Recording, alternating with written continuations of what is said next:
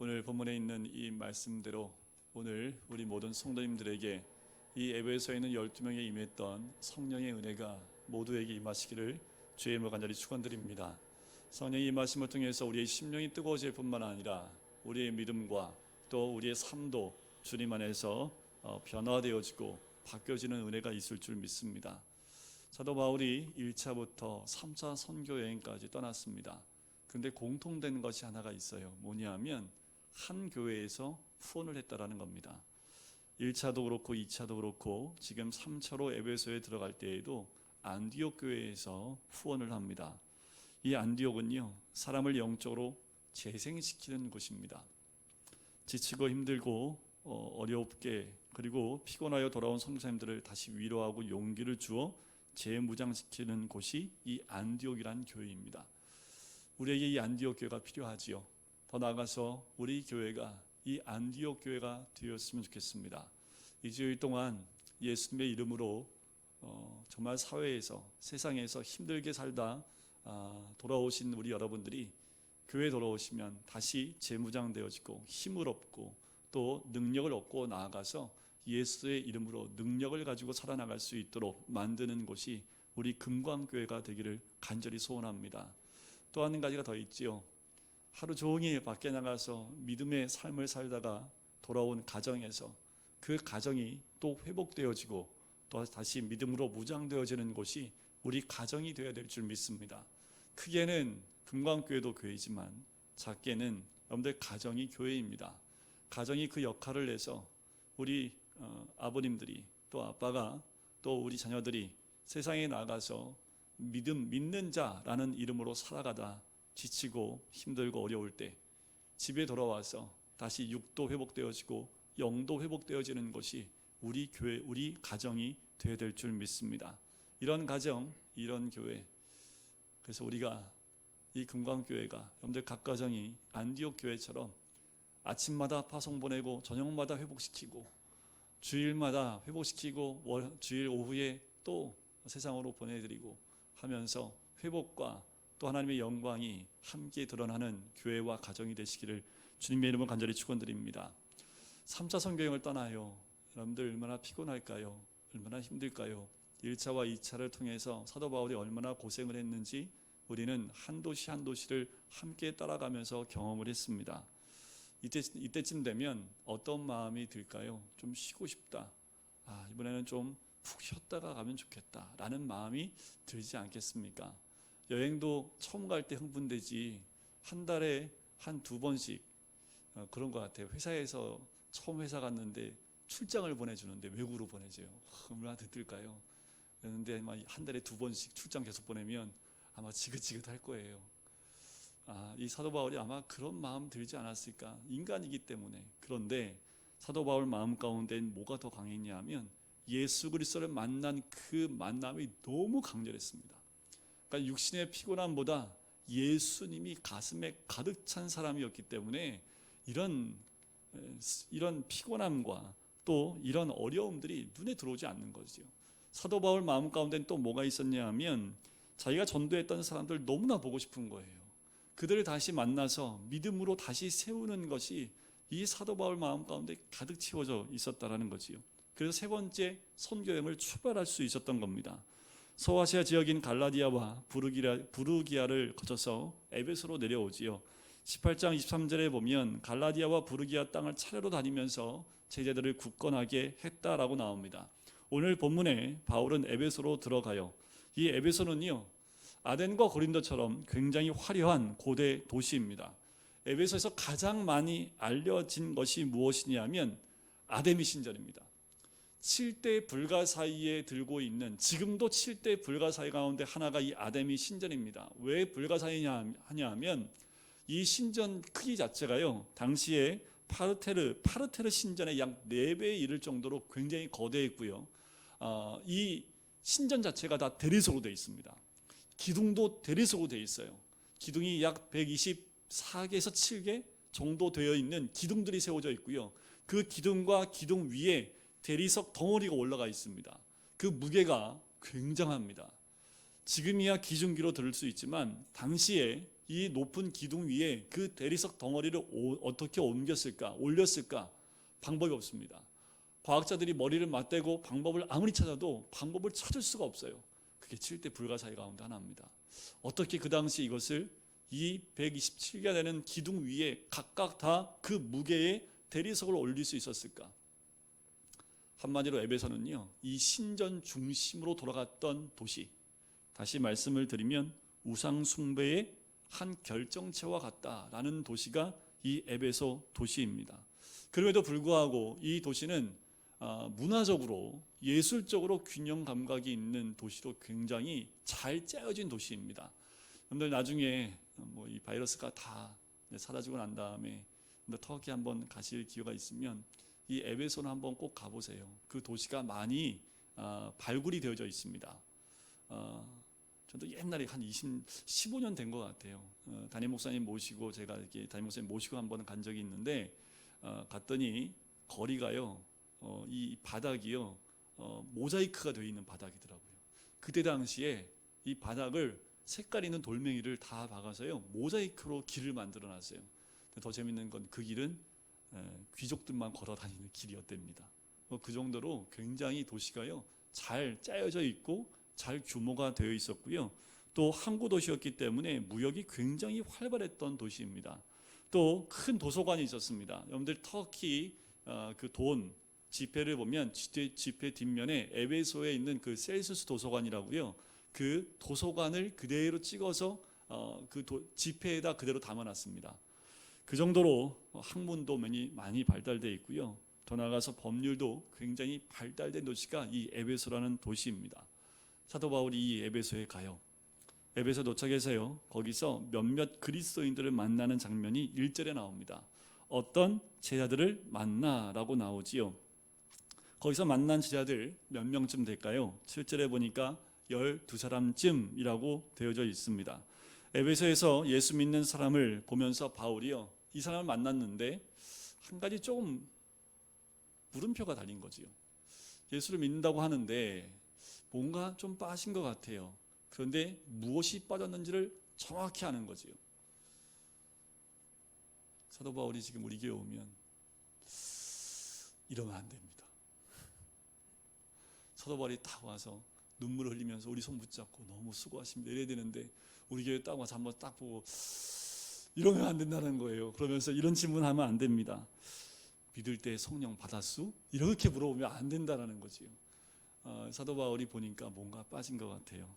그리고 질문을 하지요. 예수 믿을 때 너희들이 성령을 받았느냐? 이 질문, 저를 포함한 우리 모두에게 굉장히 중요한 질문입니다.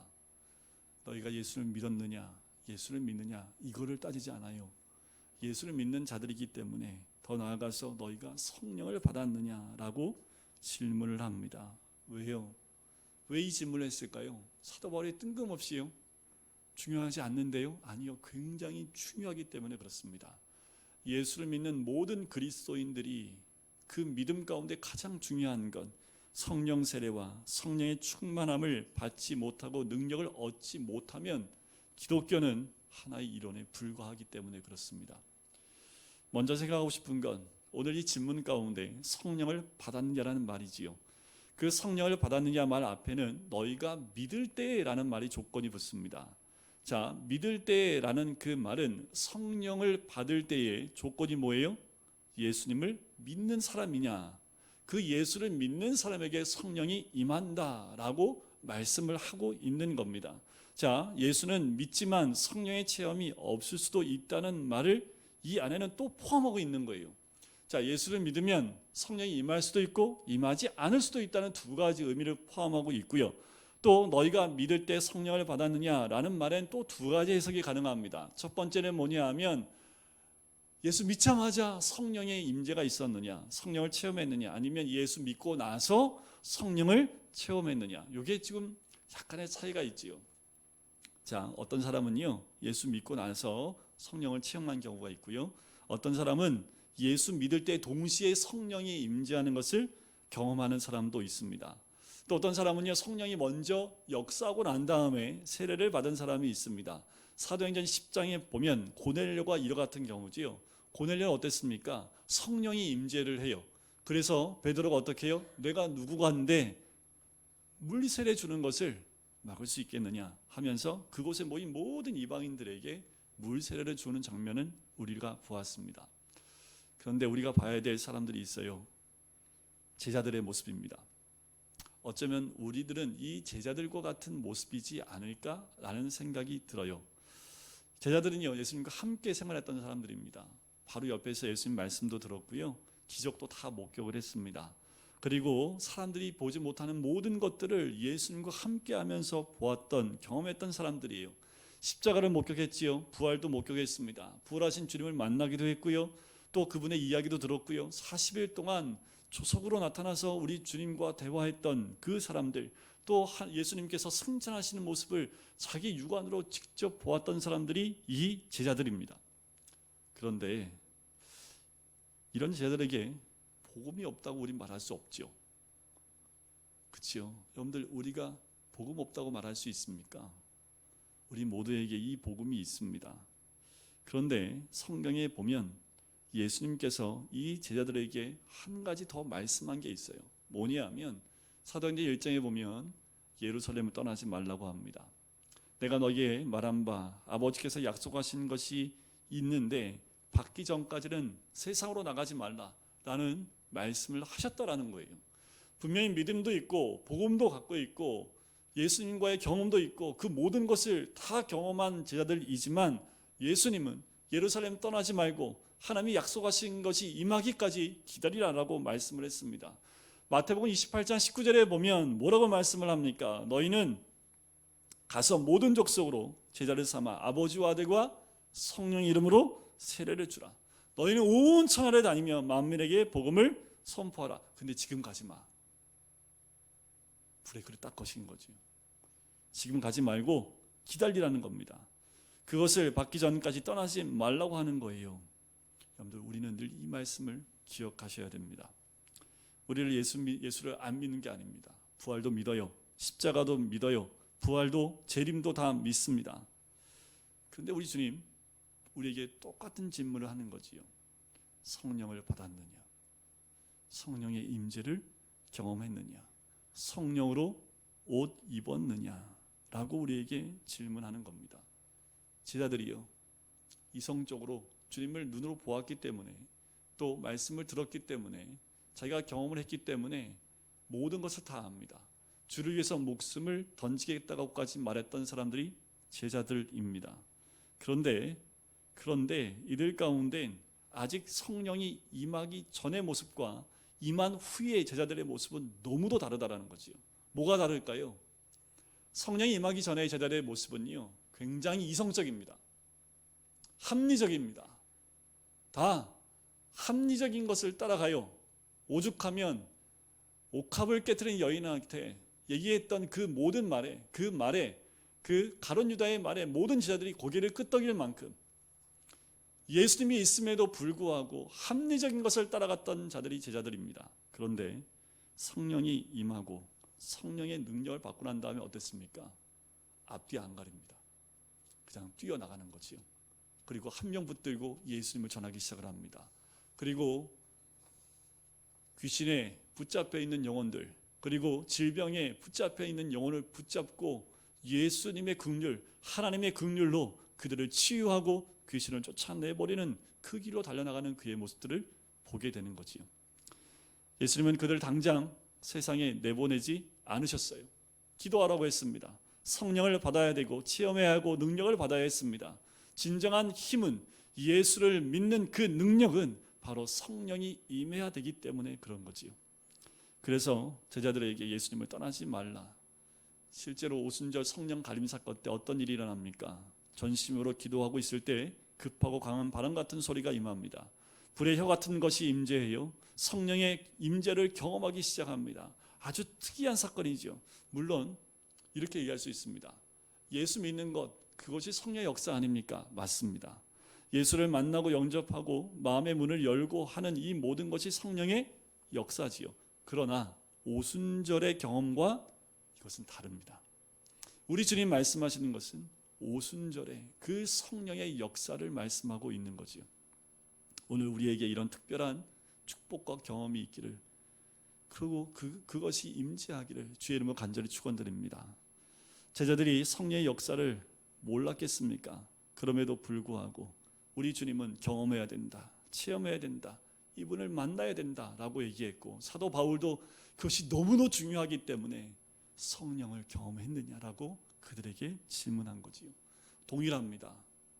시대가 바뀌어도 사도 바울이 지금 우리에게 와도 우리 한 사람 한 사람에게, 저를 포함한 모든 사람에게 아마 점검을 할 거예요.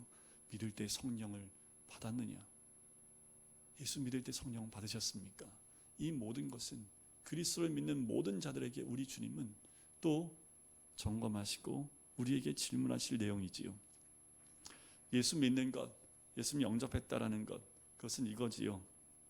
예수 그리스도가 하나님의 아들이고 육체로 이 땅에 오셔서 우리 죄를 위해 십자가에 못 박혀 죽으셨다는 사실을 믿고 그분을 영접하는 것, 그것을 우리는 예수님을 영접했다라고 얘기합니다. 요한복음 1장 12절에 보면 영접하는 자 곧 그 이름을 믿는 자들에게는 하나님의 자녀가 되는 권세를 주셨다. 그런데 구원받았다는 것은 무엇을 의미합니까? 신분이 변화됐다라는 거예요. 마귀의 자녀에서 하나님 자녀로 신분이 바뀌었다라는 거지요. 우리는 천국 시민권을 가진 사람들로 바뀌었다라는 겁니다. 두 번째는 위치가 바뀌었다라는 거예요. 종의 위치에서 아들의 위치로 바뀌었다라는 거지요. 본질적인 변화를 의미합니다. 본질상 우리는 모두 다 진노의 자식이었지만 이제 의의 자녀가 되었다라는 거지요. 네 번째는 법적 주의가 달라졌다라는 겁니다. 우리가 상속자가 되었대요. 유업을 이을 자가 됐답니다. 양자의 영을 받아서 우리 모두는 주님의 양자가 되었다라고 이야기합니다. 이것이 우리가 구원받은 사람들의 달라진 모습입니다. 여기에 우리 모두는 이미 들어와 있는 줄 믿습니다.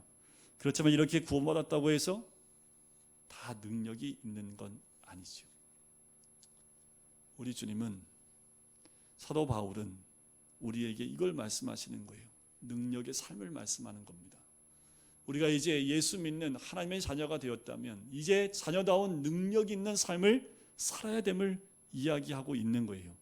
예수를 믿고 구원받았기 때문에 내게 기적이 일어나고 능력이 일어났느냐 하면 그게 아니라는 겁니다. 성령의 인치심이, 성령의 역사와 성령의 임재가 있어야 된다는 거예요. 우리 교회가 많은 영혼들을 다시 재생하고 힘을 줄 수 있는 것은 이 성령의 능력이 우리 교회 가운데 있어야 됩니다. 가정 안에, 이 사회에서 예수 그리스도의 이름으로 지쳐있는 그 가족이 들어왔을 때 다시 힘을 줄 수 있는 것은 성령의 능력이 있는 가정이 되어야 되기 때문입니다. 사도행전 1장 8절에 보면 이렇게 분명히 얘기합니다. 예수를 믿으면 너희가 능력을 받고, 아니지요. 뭐라고 나옵니까? 성령이 임하면 너희가 권능을 받고라는 거예요. 그래서 우리 모두는 성령의 임재를 경험해야 한다라는 겁니다. 성령의 능력, 기름 부으심만 임하면 달라져요. 바뀌어요. 폭발합니다. 기적이 일어납니다. 제자들의 모습을 보면 나오지요.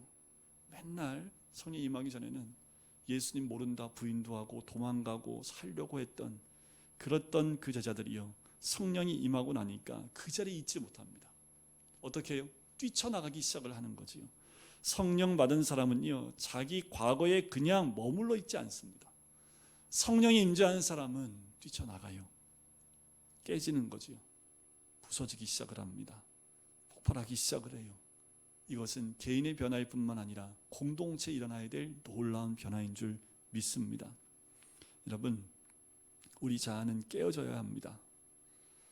그런데 이런 신앙생활, 이런 신앙인, 그냥 촛불, 바람 부는데 촛불 하나 켜져 있는 것 같은 신앙생활 말고요, 바람 후 불면 꺼지는 그런 촛불의 모습의 신앙인이 아니라 어떠한 바람이 불고 어떠한 폭풍우가 불어도 꺼지지 않는 그 불을 가지고 있는, 그 뜨거움을 가지고 있는 그런 신앙인, 그런 그리스도인, 그러기 위해서 우리는 성령을 받아야 합니다. 성령을 통해서 기도해야 되고, 성령 받은 사람은 뜨거운 찬양이 있고, 성령이 임한 사람은 주변을 바꾸어 버리는 놀라운 능력이 있는 사람인 줄 믿습니다. 이 시대가 어쩌면 그런 시대가 되지 않았나라는 생각이 들어요. 정말 성령의 임재가 그 어느 때보다 필요한 때가 있다라는 생각이 듭니다. 너희가 믿을 때 이 성령을 체험하였느냐? 우리는 예수도 알고 세례 요한도 알고 다 알지만 당신이 말하는 게 뭔지 모르겠습니다. 이들이 대답한 거지요. 어쩌면 이 말은 알긴 알지만 경험하지 못했습니다 라고 말하는 것일 수도 있는 겁니다. 3절에 바울이 이렇게 얘기하죠. 너희가 무슨 세례를 받았느냐? 요한의 세례입니다. 바울이 얘기합니다. 요한이 회개의 세례를 베풀어 백성에게 말하되 내 뒤에 오시는 이를 믿으라 하였으니 이는 곧 예수라 하거늘. 세례 요한이 말했던 것, 선포했던 걸 사도 바울이 정확하게 이야기를 해주고 있지요. 지금까지 우리는 예수 믿고 교회 다니면서 세례받고 많은 봉사를 하지만 그러나 변화나 기적이나 능력을 체험해 본 일이 없을 수 있습니다. 비전도 확신도 열정도 없을 수 있어요. 중요한 건 이 땅 가운데 그리스도인으로 사는 것은 주님의 능력으로 사는 것입니다. 사도 바울의 말을 듣고 그들의 마음에 간절함이 생겨요. 그런 게 있습니까? 우리는 세례 요한의 세례 외에는 모르는데 그런 세상이 있습니까? 그렇다면 저희도 그 세례를 받기를 원합니다 라는 그 사모함이 그들 가운데 생겼다라는 거죠. 이것이 중요합니다. 여러분, 이 시대에 정말 성령의 불로 다 불살라졌으면 좋겠습니다. 바이러스는 불에 약화되잖아요. 성령의 불로 우리 몸이 다 태워졌으면 좋겠습니다.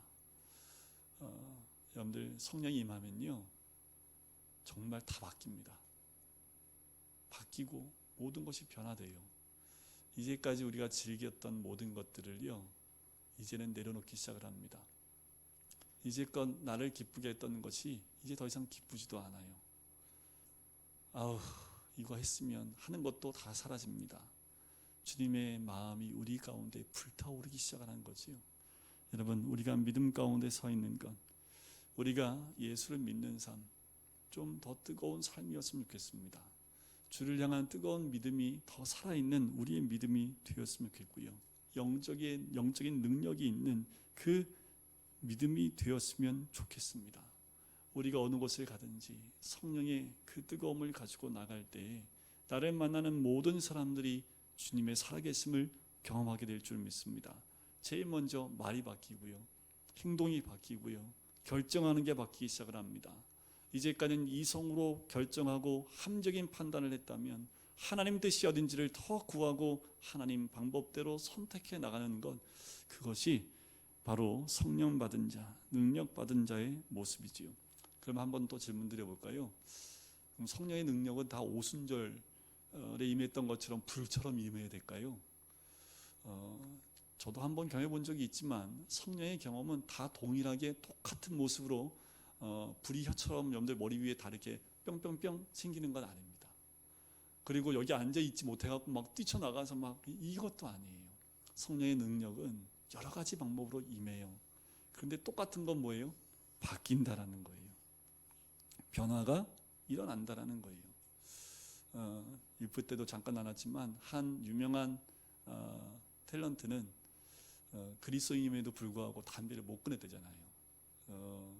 이 TV 프로에 나와서, 정말 TV 프로에, 일반 방송판에 나와서 그런 얘기를 하더라고요. 자기가 성경책 읽으면서 담배를 참 많이 폈다고. 예수님이 십자가 지는데 도저히 못 참겠어 나가서 담배 한 대를 피고 와서 봐야지 볼 정도로 자기가 성경을 보면서 담배 한두 각을 핀 게 아니라고.